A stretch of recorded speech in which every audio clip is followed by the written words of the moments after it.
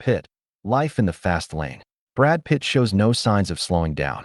At 61, with more than 3 decades of stardom behind him, he remains one of Hollywood's most enduring figures, not because he's clung to fame, but because he's continued to evolve with it. The Pitt of today is something altogether different from the mythic sex symbol who once vaulted into popular culture in Thelma and Louise, shirtless in a cowboy hat and smiling as if he had nothing to lose.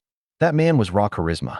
This one is something more weathered and nuanced. A seasoned actor, an award-winning producer, and, in his latest role, an aging Formula One driver with something left to prove at speeds of over 200 miles per hour. The summer blockbuster hit F1. The movie may be the most daring production of Pitt's career.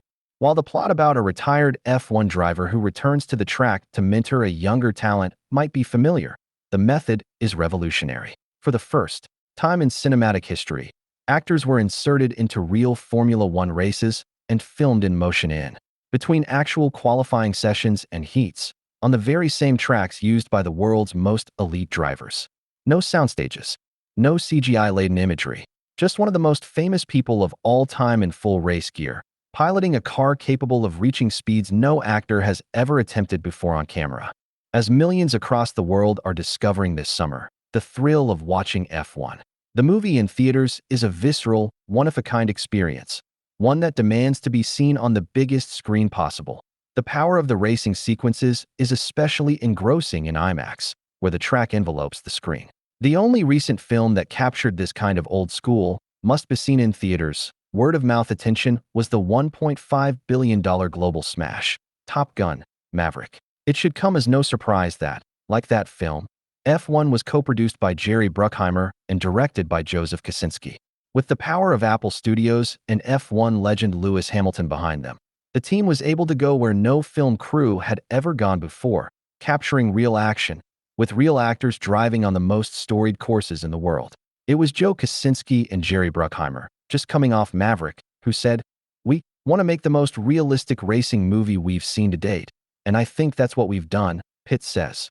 To prepare, Pitt and co-star Damson Idris, who gives a star-making performance as the young driver Pitt's character mentors, went through a version of the real thing.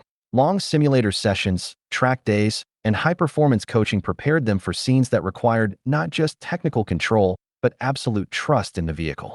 Ever self-aware, Pitt had no illusions about the danger. "It's like being strapped to a missile," he says.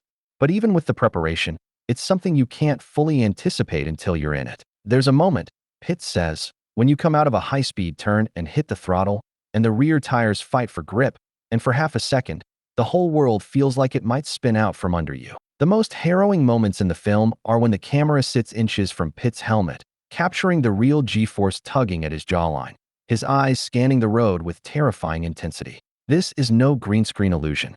It's a 61-year-old man doing something very few humans have done, driving a Formula car on a live Grand Prix circuit. Once in motion, the track narrows, focus sharpens, and the scenery begins to blur. Corners don't approach, they attack. Pitt says what surprised him most is how physical it all is. The neck strain, the rapid reflexes, the sheer force of each downshift. You feel every inch of it, he says. The car becomes part of your nervous system. The film was shot over the course of multiple race weekends throughout 2023 and 2024, with the F1, the movie crew, given unprecedented access to the action. At the British Grand Prix, Pitt stood on the grid during the national anthem and suited up beside the likes of Max Verstappen and Hamilton. At Austin Circuit of the Americas, he clocked a blistering 197 miles per hour in a 2023 McLaren, drawing reactions from actual F1 drivers who weren't sure if the new guy in the pit lane was playing a role or becoming one of them. "I was gutted I didn't hit 200, Pitt admits. But I'll take it. These aren't staged shots. These are real, timed laps, captured by cameras bolted to the metal, vibrating with every bump in the terrain." The respect between Pitt and the racing community is real. Hamilton, whose presence on the film as a producer and technical advisor helped elevate the authenticity level, was impressed by Pitt's focus and his willingness to fully engage with the culture of the sport. Other drivers have noted that Pitt didn't just show up to film scenes. He asked questions, walked the paddock, watched telemetry screens, and treated the environment with the seriousness it demands. That credibility matters, because F1 isn't just speed and glamour. It's a culture of discipline and risk, of data and daring. Dropping a Hollywood production into the middle of it without disrupting the machinery is no small feat. That Pitt can navigate that space, literally and metaphorically, speaks volumes. But F1, the movie, isn't a one-off thrill. It's a continuation of the trajectory Pitt has traced for years now, toward projects that require more than presence, toward craft, toward risk, toward growth. His Oscar-winning role in Quentin Tarantino's Once Upon a Time in Hollywood is a performance of quiet depth and sly humor, anchored by an actor who is not trying to impress, but to disappear.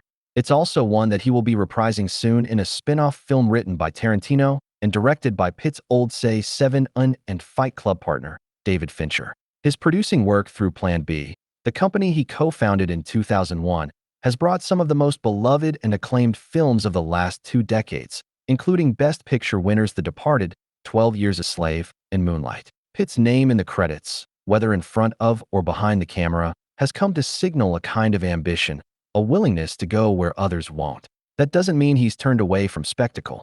He still headlines major projects. He still leans into action. But even in those films, there's a subtle shift. Bullet Train is stylish and kinetic, but it's also laced with a self-deprecating wink. Babylon pushed him into extremes, but with a knowing sadness that comes from a majority of one's life spent working the camera. There's clarity in his choices now. Fame is no longer a destination or a detriment. It's a lens. It's a tool. He's spoken openly about aging, sobriety, and fatherhood. He doesn't dodge the difficult topics. He doesn't feed the machine, either. He just works, carefully, selectively, and meaningfully. And yet, that boyish glint remains. The Missouri kid who raced dirt bikes and studied journalism before heading west to follow a dream still lies somewhere behind those blue eyes. That spirit is what still animates him, still serves as his compass. He says yes to a film like F1, not because it's safe or easy, but because it's a new frontier, because it puts something real on the line. He could have shot it in a studio. He could have let stunt drivers cover the heavy lifting, but he didn't, because he's interested in the feeling, the raw, physical truth of it. You can't fake this, he says. You either do it or you don't. In many ways, F1, the movie, is the purest expression of the two sides of Pitt's creative life, the actor chasing immersion and the producer chasing innovation. With a reported $200 million-plus budget, Apple Studios isn't just betting on a blockbuster. It's investing in a film that might redefine what a sports movie can be. Shot with cameras developed specifically for race conditions, embedded in real-world competition, and driven by a man who could easily have said no. It's part documentary, part adrenaline opera. The fact that Pitt is in the center of it after all this time tells you everything about the kind of artist and person he's chosen to become. He has nothing left to prove. He's won the awards, survived the scandals, and outlasted the news cycles.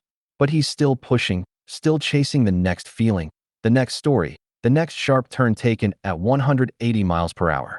Whether that's behind the wheel of a race car or in front of a camera doesn't seem to matter.